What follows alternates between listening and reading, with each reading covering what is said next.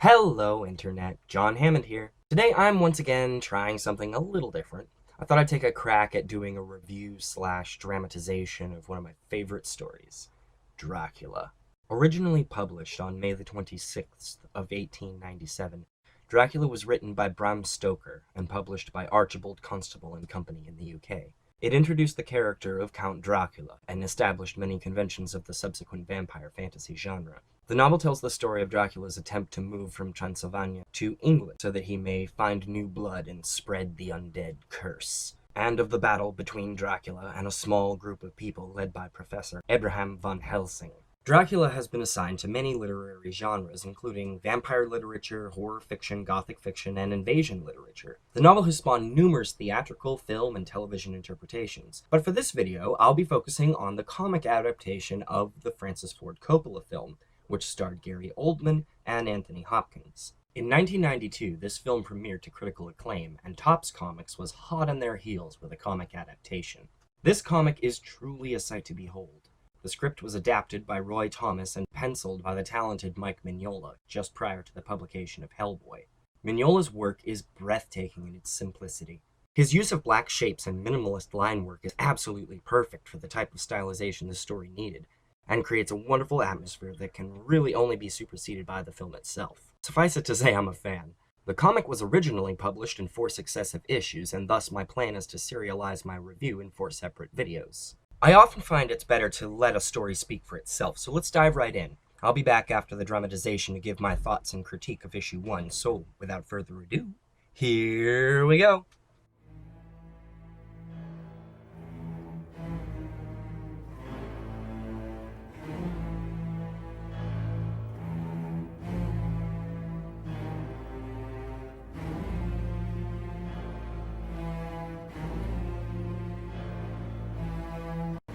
In the year 1462, Muslim Turks, led by Sultan Mohammed, have driven the Christians from Constantinople and invaded Romania with a superior force, threatening all of Christendom.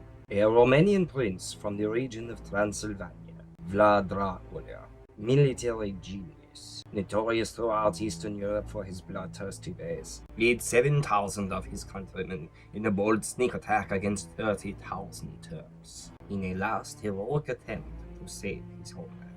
Dracula's surprise assault routs the Turks, and his vengeance is swift and merciless.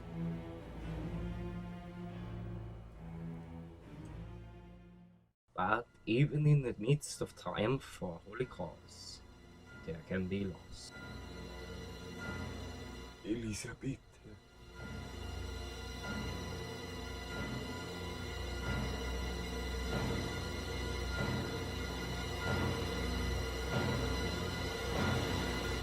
Elisabeth!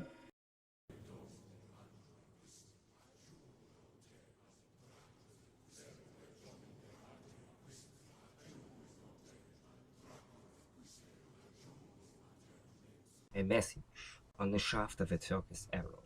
It reported you killed. We could not stop her. Her last words. My prince is dead. All is lost without him. May God unite us in heaven. She has taken her own life, my son. Her soul cannot be saved. She is damned. It is God's law. This is my reward for defending God's church! Exactly. Do not turn your back on this. He has chosen you to punish his justice. I renounce God, and all you hypocrites who feed off of him shall rise from my own death to avenge hers with all the powers of darkness! And if my beloved wife burns in hell, then so shall I! My blood is the life, and it shall be mine.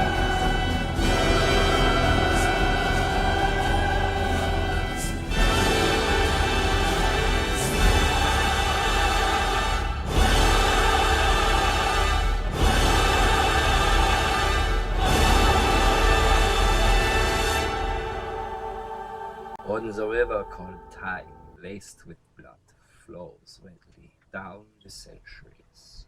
Diary, 9th of May, 1897. I arrived today at Hillingham, London. where I shall be staying with Lucy for some weeks. The life of an assistant schoolmistress is sometimes trying, and I have longed to be with my friend, where we can talk together freely and build our castles in the air. Lucy and I have always told all of our secrets to each other since I first tutored her at Mrs. Whitehall's school, and now we dream of being married together. Diary again. Monday. When Jonathan and I are married, I shall be able to be useful to him, and if I can stenograph well enough, I can take down what he wants to say and write it out for him on the typewriter, at which I'm also practicing very hard. Mina, is your ambitious John Harker forcing you to learn that ridiculous machine when he could be forcing you to perform unspeakable acts of desperate passion on the parlour floor? Lucy, really, you shouldn't talk about my fiancé in such a way. There's more to marriage than carnal pleasure. Oops. Oh, Mina. So I see. Much, much more. Oh, Lucy, can a man and woman really do that? I did, only last night. Did not. Yes, I did. Well, in my dream. Jonathan measures up, doesn't he?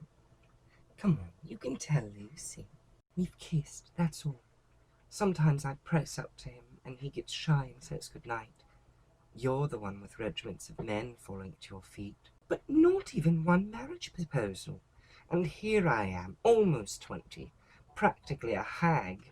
Miss Murray, there is a Mr. Harker waiting in the garden to see you. Jonathan, what are you doing here? Are you drunk in the middle of the day? Drunk with success, Mina. You're in the company of a future partner in the firm of Hawkins and Tompkins. My superior, Mr. Renfield, finally lost his greedy mind, and I've been promoted in his place. We can be married as soon as I return. Return? From where? I'm off to exotic Eastern Europe. Some foreign count is acquiring property around London, and I'm being sent to close the transactions. Money's no object. Think of it, Mina. Royalty. I just want us to be happy, don't you see? And we shall be, my little nightingale. I know what's best for both of us. I must start. Mustn't worry. I'll write. Jonathan, I love you. And I love you. Jonathan Harker's journal. 25th May. Left Budapest early this morning. The impression I had was that we were leaving the west and entering the east. The district I'm to enter is on the borders of 3 states, Transylvania, Moldavia, and Bukovina, in the midst of the Carpathian Mountains, one of the wildest and least known portions of Europe. My friend, welcome to the Carpathians. I am anxiously expecting you. At the Borgo Paris, my carriage will await you and bring you to me. I trust your journey from London has been a happy one, and that you will enjoy your stay in my beautiful land. Your friend, D. 28th of May. Finally, tonight I shall meet the Count. I hope I can complete my business with him quickly, so I may return to my beloved Mina.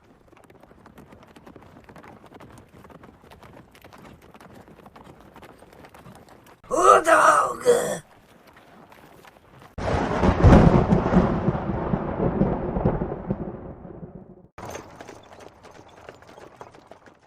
We've stopped, but we're early. No one is here. For the dead travel fast.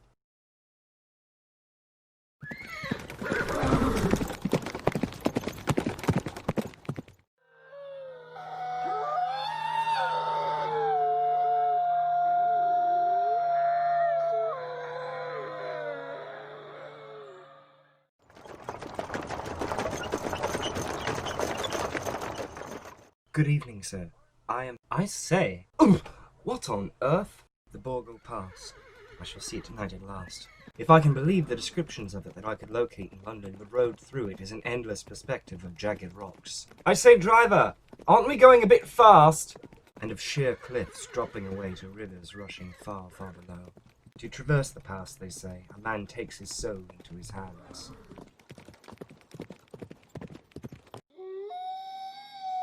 Strigoi! Moroni!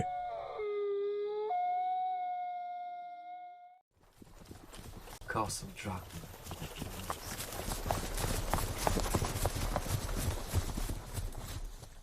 What?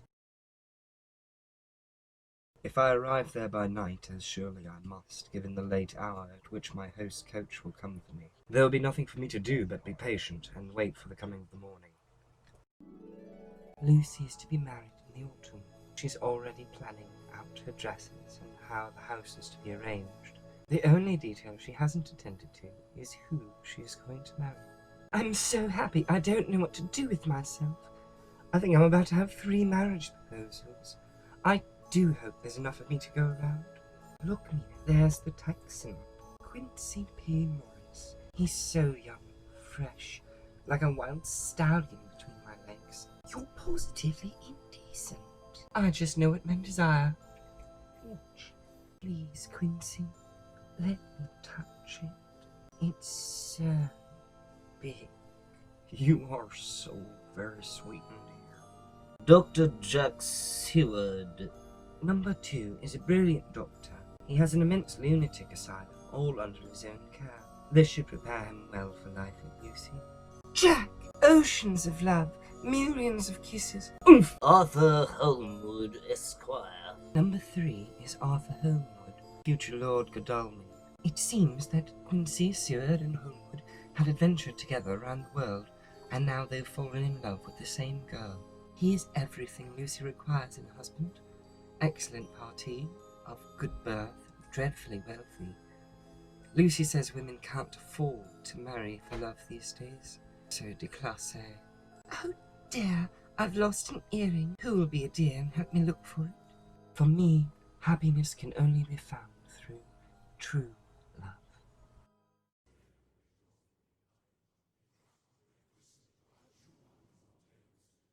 Welcome, Mr. Harker, to my house. Enter freely of your own will and leave some of the happiness you bring. I am Dracula. Come in. The night air is chill, and you must need to eat and rest. You must tell me of the properties you have procured for me.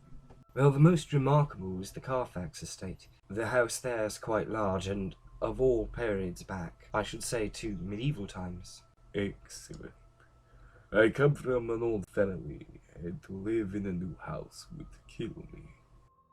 A house cannot be made habitable in a day, and after all, how few days go to make up a century.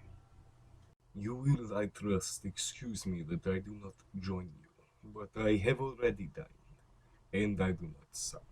This chalice is Persian, is it not? Exquisite piece, Count. Worthy of kings.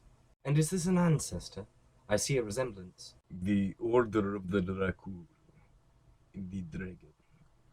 An ancient society, pledging my forefathers to defend the Church against all enemies of Christ. The relationship was not entirely successful.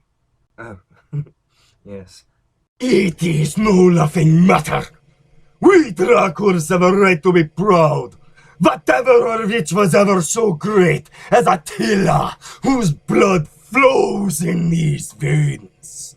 Blood is too precious a thing in these times. The warlike days are over, and the victories of my great race are but a tale to be told. I am the last of my kind. I've offended you with my ignorance, Count. Please forgive me. Forgive me, my young friend. I am not accustomed to guests, and my heart is weary with many years of mourning over the dead. I do so long to go through the crowded streets of your mighty London, to be in the midst of the whir and the rush of humanity, to share its life, its changes, its death. You, Count, are now the owner of Carfax Abbey at Purfleet. My congratulations. Your firm rates most highly of you.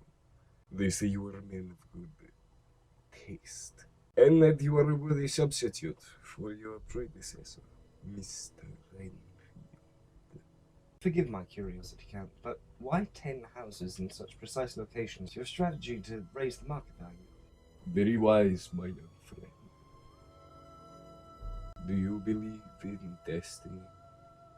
That even the powers of time can be altered for a single purpose? The luckiest man who walks on this earth is the one who finds true love. Ah, you found me now. We're to be married as soon as I return. Are you married, Count? I was married once. Ages ago, it seems. She died. Oh, I'm very sorry. She was fortunate. My life at its best is mystery. Your Mina will no doubt make a devoted wife. And you a faithful husband. Come, right now, my friend, to your firm, and to any loved ones, and say that it shall please you to stay with me until a month from now. A month? Do you wish me to stay so long? You have much to tell me of London, and other interests I may wish to pursue. I will take no refusal. 28th May, Castle Dracula. I'm in a sea of wonders. The Count's wealth is extraordinary, in spite of certain deficiencies in his house, and his eccentric ways. Ah! Take care how you cut yourself. It is more dangerous than you think. A foul bubble of men's vanity. Perhaps you should grow a beard. The letters I requested. Should you leave these rooms, you will not by any chance go to sleep in any other part of the castle. It is old and has many bad memories. Be warned. Do not put your faith in such trinkets of deceit, young man. We are in Transylvania, and Transylvania is not England. Our ways are not your ways, and there shall be many strange things. Indeed, I've seen many strange things already. Listen to them, the children of the night. What sweet music they make. Music? Those animals? You dwellers in the city cannot enter into the feelings of the hunter. Ugh.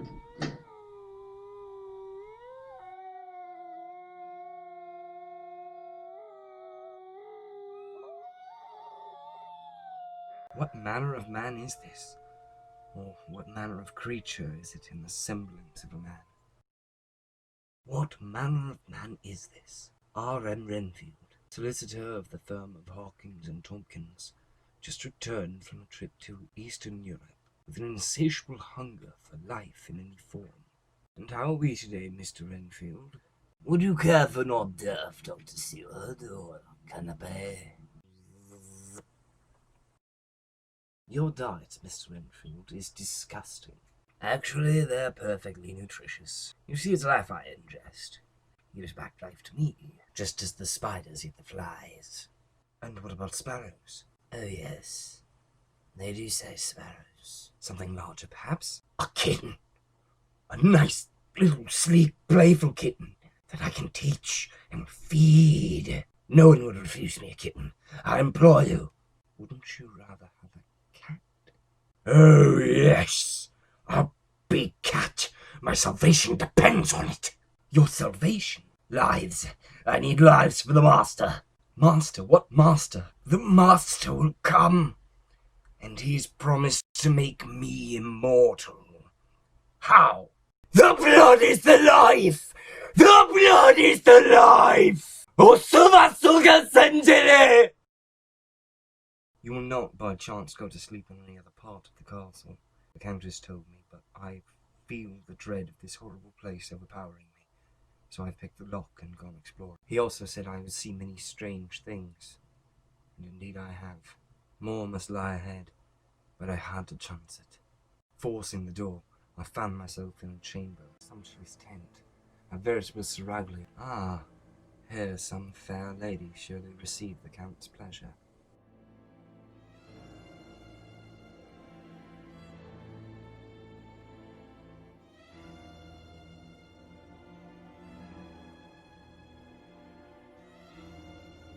Who's there? Rest now, Jonathan. You go first and we shall follow. He is young and strong.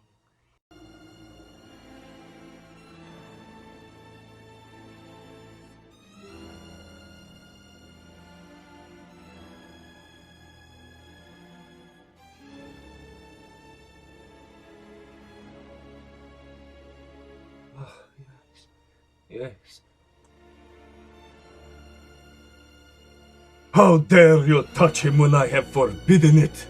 This man belongs to me.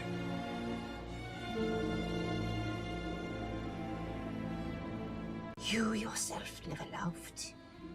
You never love. Yes, I too can love, and I shall love again. Oh, then are we to have nothing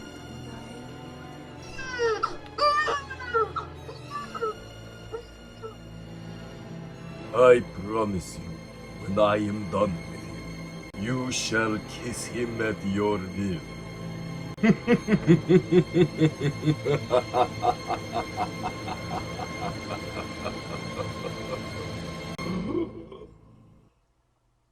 Dearest Mina, all is well here. The Countess insisted I remain for a month, due to him in English custom. Jonathan. And thus we bring part one of the story to a close. As you can see, Mignola's line work is beautifully minimalist, focusing on the essential shapes and letting the eye, or the visual cortex rather, fill in the blanks. The script takes a similar approach. Being a comic adaptation of a movie adaptation of a novel, the dialogue is trimmed down to the essentials while remaining true to the story. Sort of.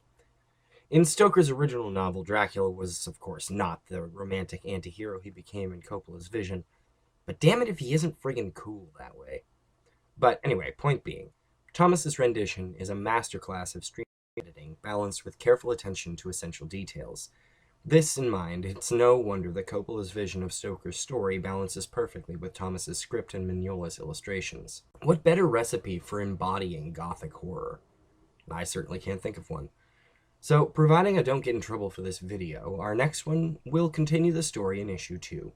If you like what you saw in this video, be sure to let me know in the comments. Don't forget to like, share, subscribe, and hit the bell icon so you can be notified when I upload a new video. And as always, thanks for watching.